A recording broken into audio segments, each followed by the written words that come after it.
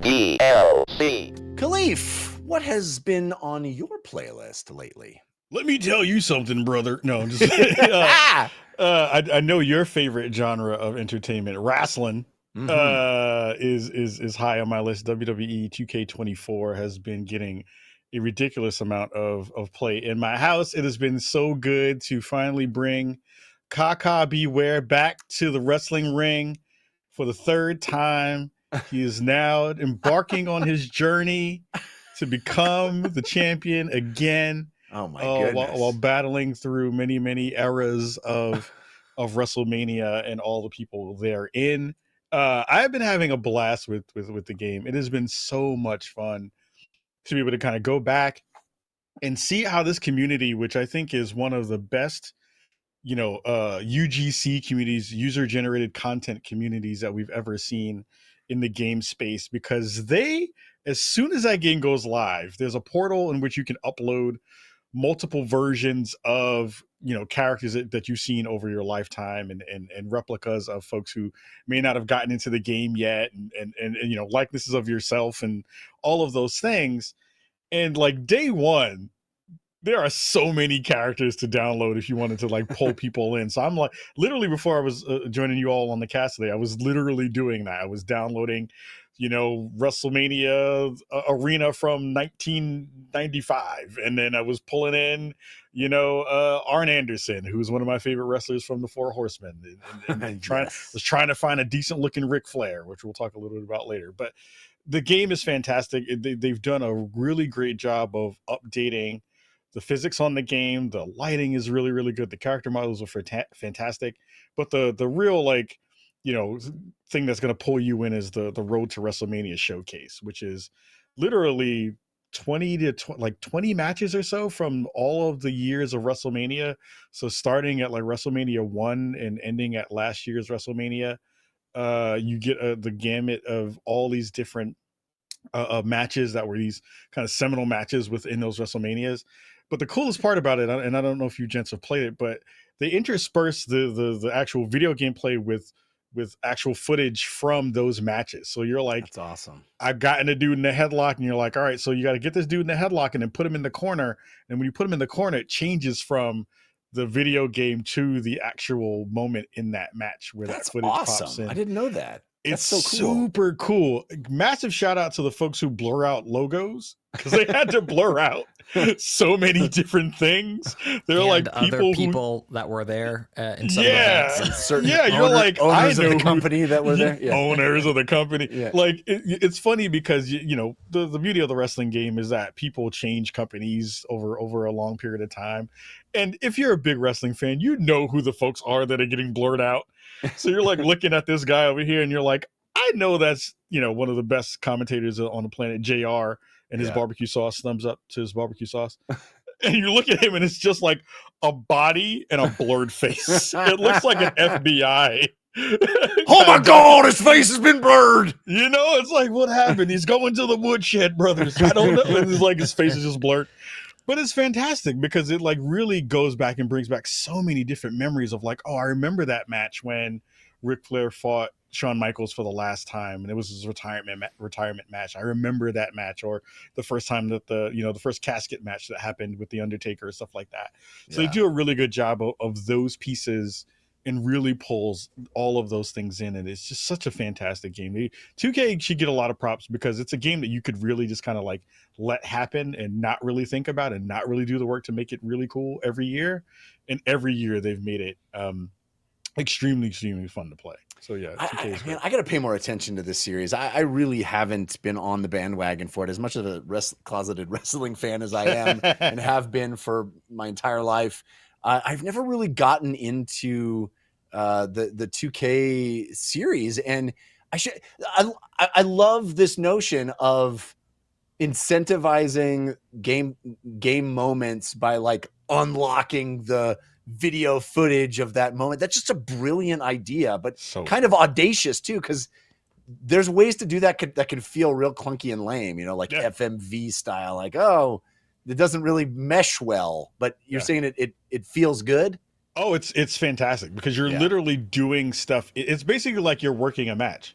So you're going through the process, and you have basically a checklist, and you're That's like, all right, rad. you need to do this move here. You need to get this person at this part of the ring to this part, and then it just automatically, once you do the move, it switches to the FMV version of it, which is archival footage. It's real Right. footage from the actual matches, and you're getting snippets of commentary sometimes from the people who were in those matches, Oh, which man, is super that's so cool. So you're rad. like, oh, what what was it like to kind of be in this WrestleMania Stone Cold? And Stone Cold, they just have a part where he just talks to you about like some of that stuff.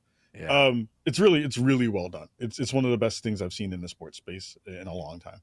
Mechanically, how does it feel? I mean, I think wrestling games, in my experience, like I said, I have not been paying attention to the series for a long time, so I'm way out of date with my expectations. But I feel like I have often been frustrated on a purely mechanical basis with wrestling video games, just how button mashy and kind of rote they can feel. And I wonder what your take is on that angle. It can be mashy, and it can be really technical if you want it to be. Like the beauty of it is you can really button mash your way through it and have a fun time. And if you're really playing someone who knows the kind of, intricacies of, what does it mean to use a strong grapple here versus a light grapple here? What happens when you want to turn a player around so you can do a back grapple here, or put someone, they have some really interesting mechanics where you can get a character and do basically like an in-between move, which is you're not doing like a full suplex, but you're like, I'm going to put him in a fireman's carry and then do something else. And you're like, oh, I don't want to drag this player to the ropes so I can do something to them on the ropes. So there's like all these small things of it, but it winds up being like most sports games now, there's a button for everything, and everything has a button, and that can be really complicated. NBA 2K, I think, is a fantastic game that gets more complicated by the year. Wrestling has now kind of gotten into that space too, where it's trying to replicate the real thing while also being arcadey in a lot of different ways. So it is a really good balance between the two. But it is one of those things like, if you want to get the best bang for your buck to really get all the moves out of your move set, you want to pay attention to your kind of move card to see where where you can kind of do those things that you really want to do. Right. I find these games so fascinating in the sense that, Kahlief, you said sports games several times so far when talking about it. And I think that I would probably also put it in that genre. But I find it interesting that these games haven't really broken into the fighting game community. They're not talked about in that same way, but in many ways could be. I don't know if it's, 2K not leaning into that community, and so much of it is the other stuff that it does and trying to give you that create a player experience that is more akin to FIFA or Madden or NBA 2K, which are decidedly sports games, even though there's a lot of PvP in those games. No one would consider FIFA a fighting game, a team fighting game or anything like that. But I think that the WWE games are really interesting that I don't know if the fighting game community maybe hasn't really embraced them in a long time, or if there's stuff in the game that kind of pushes that community away a little bit. There is, and it's the netcode. It's the thing that fighting players care about a lot. It's the netcode. Like the beauty of that game is, like, when I go into a Mortal Kombat fight, I have an expectation based on a couple of things. One, my own personal skill. Two, whatever my opponent is kind of using as a character. And then three, the thing that binds us together is the netcode. So like, I know based on my connection that if I get a person who I know is playing on Wi-Fi at a ping that's higher than 100 milliseconds, that match is going to be stupid. Like, it's not going to be as fun for me. In a fighting game, in a wrestling game like this, the thing that changes is, depending upon your control scheme, is there's two versions of it. There's the old school button mashy version to get out of a pin, or there's basically like a flick of the right stick, and you get a meter that goes back and forth, and you're trying to catch in between this green window. That changes depending upon how much damage you've had to you, and that gets smaller the more damage you've had to you, or to your opponent. But that's also really tricky based on your netcode, right? Because that's like, if I think I hit that spot and I know I kind of did it in that space and it doesn't register, that as a player gets really frustrating. So me, I don't play this game online at all. I do want to play it to try it out to see if there's people who are like-minded in that way. But it's not a game that I would consider to be competitive in that way. If I lose, I'm like, yeah, I lost, whatever, that's fine. Did I get my move off? Yeah, that felt great. But if I lose, I don't feel like that was an issue with skill. That really does feel like a thing that's based on your internet connection in the biggest way. So I think that could be the biggest reason why you don't see that translate over. And there isn't really a move competency thing that you have to worry about. So one of the best things about fighting games is like once you've learned your character, your character, the spacing that you need, you understand the footsies that you need to get your move off before another person is, how to block something.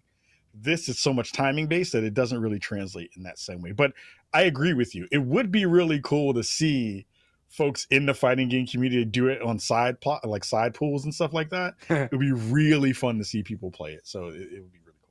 Well, I've long pined for a full fighting game that just uses the WWE character licenses that people like. It could be like Street Fighter Oops All Zangiefs, that it could feel like that, right? It's just Midway tried it. Midway tried it in the early 90s. That's with the full motion video version of it, and I hate that game. That game is terrible. But it's fun. They could do a good version. I think they could do a good version of it, and it would actually be really fun to see them try to go back to the well with new characters and kind of revamp that. Yeah. It would be really fun to see for sure. Well, that's WWE2K24, one of the things that is on Kahlief's playlist. You can get the full audio version of this show by subscribing to the RSS feed, which you can find at dlcpod.com. And you can support the show on Patreon at patreon.com/dlcpod, where you will get ad-free versions of the show, video versions of the show on demand, and a whole bunch of extra content, like Wednesday's show, paid DLC, including spoiler chats, so much more. That's patreon.com/dlcpod.